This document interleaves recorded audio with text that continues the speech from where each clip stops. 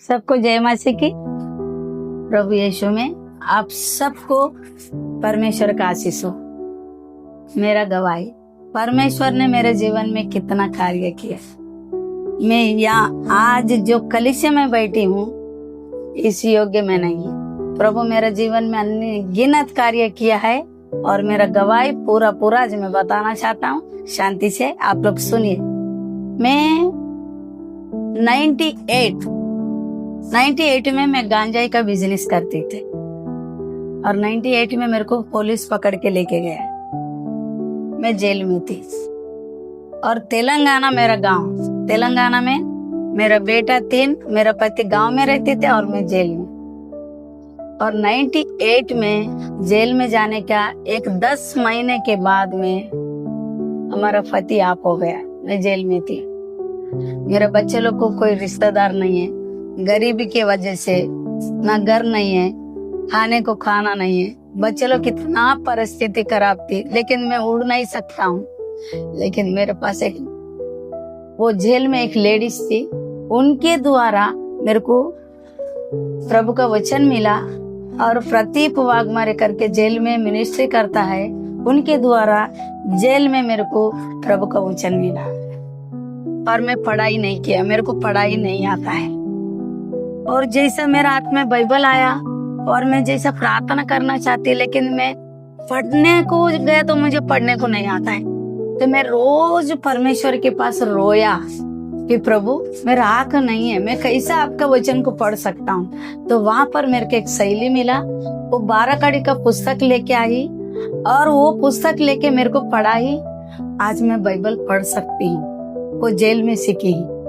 और जेल में हालत क्या होता है, 3 छोटे बेटे, खाने को खाना नहीं है और पहनने को कपड़ा नहीं है। और मैं अंदर बैठी हूँ। मैं अंदर एक नाड़ी बनाने का काम आता है, वह काम करके महीने का 500 रुपए मेरा बच्चे लोग के लिए मैं साहब को रिक्वेस्ट करके मनी ऑर्डर से घर में 500 रुपए जेल से लेके घर को भेजती थी हूँ। ऐसा परिस्थिति था हमारा। परमेश्वर ने हमारा जीवन में ऐसा कार्य किया है कि मैं जेल में बैठ के उड़ तो नहीं सकता हूँ, लेकिन प्रार्थना कर सकती हूँ।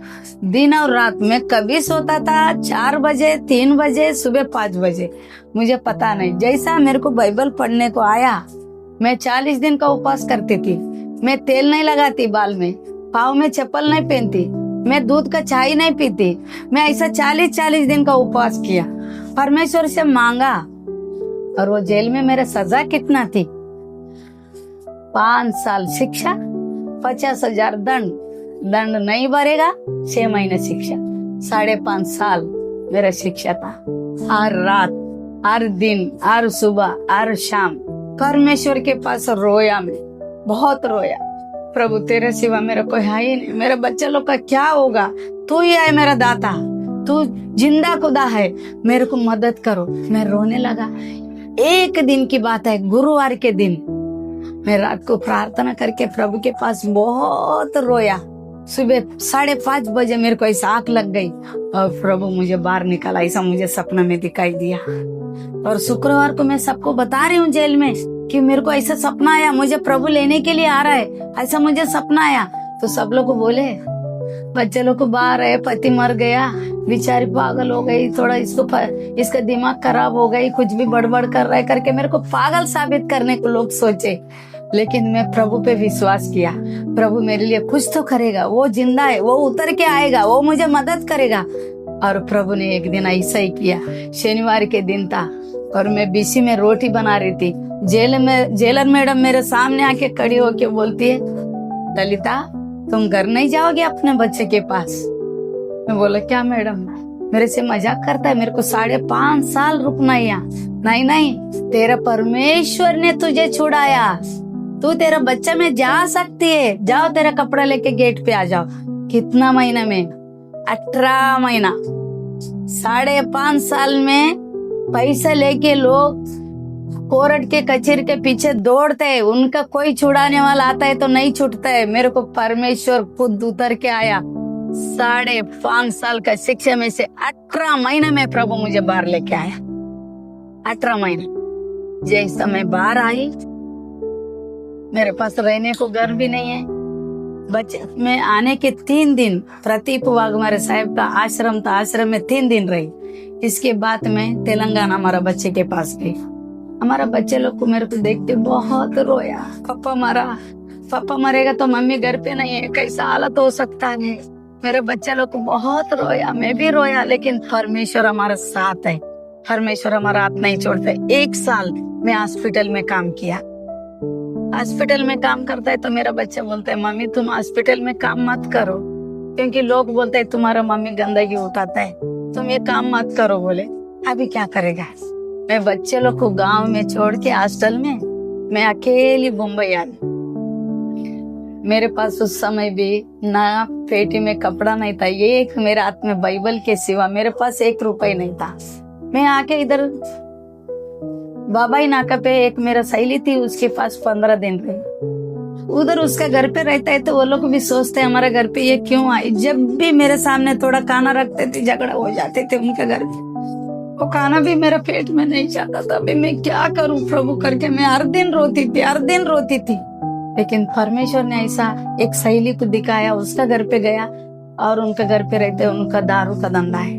उसके धंधा पे मैं 1 महीना काम करने के लिए खड़ी है और वो लोग उधर खड़ा रहने के बाद लगा मेरा खुद का एक रूम लेके मैं भी धंधा करूंगी। आपको न मेरे कुछ समझ में नहीं आया। मेरा बच्चा का पेट भरना एक ही मेरे समझ में आया। 300 रुपया मेरे पास नहीं था और मेरा खान का था। मैं गिरू रख के 1000 रुपए लेके आया और वो रूम को डिपॉजिट दिया। 300 रुपए भाड़ा में एक रूम मैंने भाड़ा पे लेके वो रूम में रहा।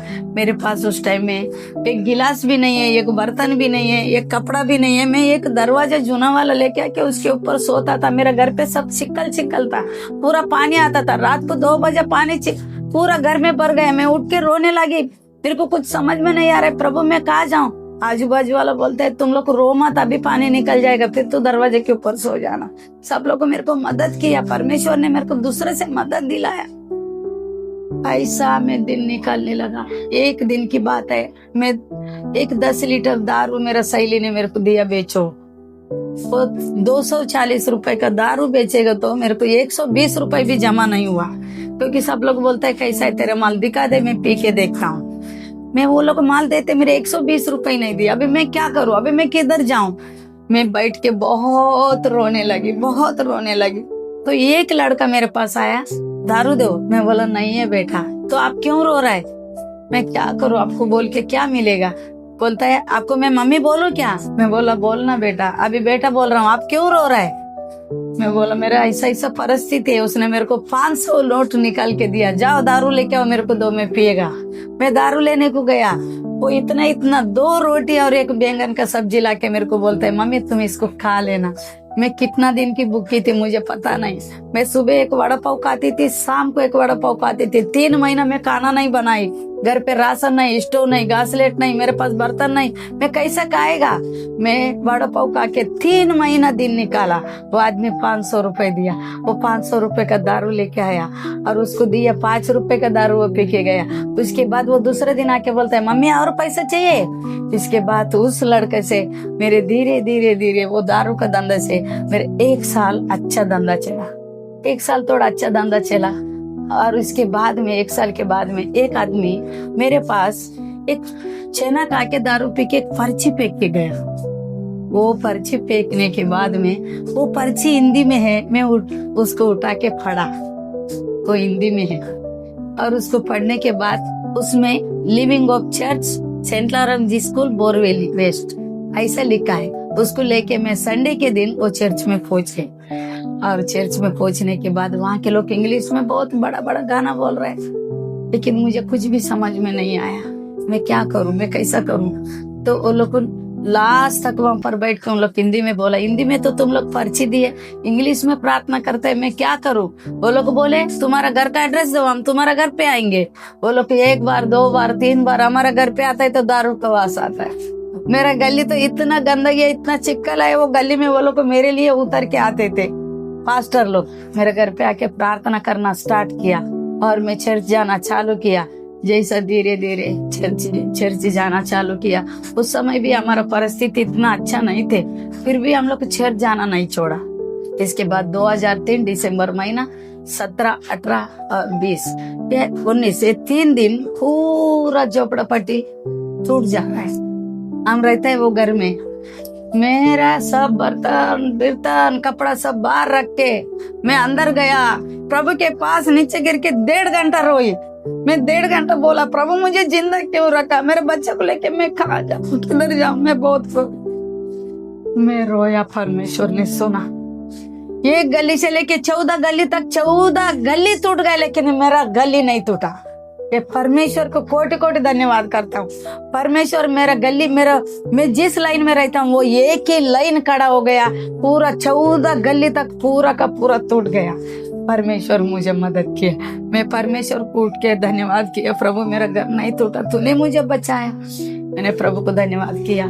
ऐसा दिन निकलते गया। वो उस समय भी पुलिस लोग परेशान करता है, ये धंधा मुझे पसंद नहीं है, लेकिन मेरा मजबूरी है ये धंधा करना। लोग पीने वाले परेशान करते, लेकिन मेरा मजबूरी, मेरे बच्चे को कैसा बढ़ाऊं, खाने को खाना नहीं, कपड़ा नहीं। ऐसे धीरे धीरे थोड़ा बच्चे बड़े हो गए। मेरा बच्चे लोग को लोगों के घर पे बर्तन घसने का काम किया। मेरा 3 बेटा, छोटा वाला लड़का मेरे साथ रहता था, मेरा दोनों लड़का लोगों का बर्तन घसने का काम किया। 1500 रुपए जो भी कमाते, मेरा लड़का लोग को कभी न गुटखा तंबाकू कोई भी वेशन नहीं है। 1 रुपए कमाता है तो मेरे को लाके दिया मेरा बच्चा। ऐसे धीरे धीरे मैंने 30,000 रुपए के घर बिक रहा है। मेरे पास खाली 20,000 रुपए जमा करने भर का है। उधर एक मारवाड़ी है, मारवाड़ी के पास जाके बोला, मारवाड़ी सेठ, अगर ये घर मैं भाग जाएगा तो ये घर तुम्हारा, अगर मैं रहे तो तुम्हारा मैं पैसा भरूंगी, मेरे को 10,000 रुपए दो। बोला वो सेठ, मेरे को 10,000 रुपए दिया। मैं 30,000 में खाली जगह, कुछ नहीं है, खाली जगह 30,000 में खरीद के चारों तरफ से गोनी बांध के, ऊपर से गोनी बांध के, और किधर भी मिलता है तो एक लादी का टुकड़ा लाके उसमें रख के और उसमें रहने लगा। वो खुद का रूम हो गया, मेरा खुद का रूम, ऐसा रहने लगा। और ऐसा करते करते परमेश्वर मेरा बच्चे लोग अच्छा काम करने लगा। मेरा दारू का धंधा बंद करने के लिए परमेश्वर ने कैसा सहयोग बनाया, इसके मैं आप लोग को बता रही हूँ। धन्यवाद परमेश्वर का। ये रोड पे लिविंग ऑफ चर्च के तरफ से गरीब लोग को दवा बांटने के लिए गाड़ी आता था, दवाखाना का गाड़ी। वो गाड़ी के पास हर बुधवार के दिन मैं चाय लेके जाती थी, और वो चाय लेके जाता है तो वो अंकल ने मेरे को पूछा, ललिता आप क्या काम करता है? मैंने बोला मैं दारू बेचता हूँ। हाँ, प्रभु को दारू बेचना पसंद नहीं है, आप क्यों बेच रहे हैं दारू? आप प्रार्थना करो। मैं क्या करूं, मैं विधवा औरत है, मैं कोई भी काम करता है तो बच्चा का पेट नहीं भर पाता हूँ, इसलिए काम किया हूँ। अभी मेरा काम थोड़ा अच्छा चल रहा है, ये दारू बंद होएगा तो मैं कुछ और करूंगा, ये सोच के प्रार्थना करने को बोला। अंकल ने प्रार्थना किया, ललिता को दारू का धंधा नहीं चाहिए, प्रार्थना किया। एक हफ्ता में बम्बई में किधर तो दारू पी के 11 आदमी लोग मर गए, पूरा बम्बई का धंधा बंद हो गया। मेरा अकेले का नहीं, पूरा बम्बई का कंट्री दारू बेचना बंद, मेरा भी बंद हो गया। और उस टाइम में पुलिस वाला रोज सुबह 8 बजे जाके पुलिस चौकी में बैठना, और 1 बजे जाके खाना खाना, फिर 4 बजे जाके बैठना, 8 बजे तक उधर ही बैठा था। अभी हम 3 दिन गया, 3 दिन के बाद साहब के पास मैं रिक्वेस्ट किया, साहब मेरा पति नहीं है, मैं 3 बच्चे को पालना है, मैं इधर आके बैठे तो मैं क्या करूं? मैं लोगों का बर्तन घसूंगी, मैं दारू नहीं बेचूंगी, मैं जवाब दे रहा हूं आपको, मेरे ऊपर विश्वास करके मुझे छोड़ दीजिए। पुलिस वाला बोला जाओ, आज के बाद तू कभी दारू मत बेचना। मैं दारू छोड़ दिया, लोगों का बर्तन घसने का बोला। लेकिन मेरे लड़का लोग को बोला, मम्मी हम किराना का दुकान खोलेंगे। हमको एक आदमी आके बोला तुमको मैं उधार माल दिलाता हूँ। मैंने दूसरा का रूम किराए पे लेके मैं किराना का दुकान खोली। किराना का दुकान खोलने के बाद में मेरे लड़का लोग को लारी, 3 लारी 4 लारी, गली में मट्टी गिरता है तो मट्टी उठाने का 1 लारी का 300 रुपए। एक दिन में माँ बेटा मिलके 3-3 4-4 लारी गाड़ी मट्टी उठाते थे हम लोग को, और वो दुकान भी चलाते थे। छोटा सा दुकान था, वो दुकान चलाते, 4 गाड़ी मट्टी उठाते और मेरा बेटा लोगों का बर्तन कसने को जाते थे। ऐसा करते करते मेरा बेटा बड़ा वाला, हर मम्मी इधर दुकान ये बिक रहा है, इसको हम लोग ले लेंगे, कैसा लेगा? मेरा बेटा बोला, मम्मी मैं जिधर काम करता हूँ उससे 5,000 रुपए में मांग के लाएगा। इधर उधर करके हम लोग 20,000 रुपए में 4 नंबर गली में एक और झोपड़ा खरीद लिया, और उधर किराना का दुकान चालू किया। ऐसा करते करते मेरा बेटा का उम्र हो गया, शादी का उम्र हो गया, और मेरा बेटा को मेरा भाई का लड़की देता है करके, मेरा भाई का लड़की मेरा बेटा को देगा करके मेरा भाई मेरे पास आया। मेरा भाई बीमार था, मेरा लड़की से शादी कर तेरे बेटे को बोला। मैं हाँ बोला। मेरा भाभी मना कर दिया। फिर मेरा बेटा बोला नहीं मम्मी, हम लोग बपतिस्मा लेता है, हम लोग के जिंदगी ये नहीं चाहिए हम लोग को, करके तीनों बेटा लोग को एक दिन में बपतिस्मा लिया। बपतिस्मा लेने के बाद फिर मेरा भाभी बोला हम देगा। फिर मैं बोला मुंबई आके लड़की बोलेगी कि मेरा बेटे से शादी करूंगा तो हम करेगा, नहीं तो नहीं। फिर मेरा भाई का लड़की इधर मुंबई आई, वो सामने बोली मैं शादी करूंगा। फिर मैं गाँव लेके एक मेरा बड़ा बेटा का शादी कर दिया। शादी के बाद में मेरा लड़का 3 महीना मुंबई में हमारा साथ रहा। 3 महीने के बाद बोला मम्मी मुझे कोई अच्छा काम नहीं मिल रहा है, कितना दिन में बर्तन घसेगा, मेरे को दुबई भेजो, मैं काम करने को जाएगा। उसको 70,000 रुपए की जरूरत थी और 1 नंबर में मेरे एक घर था।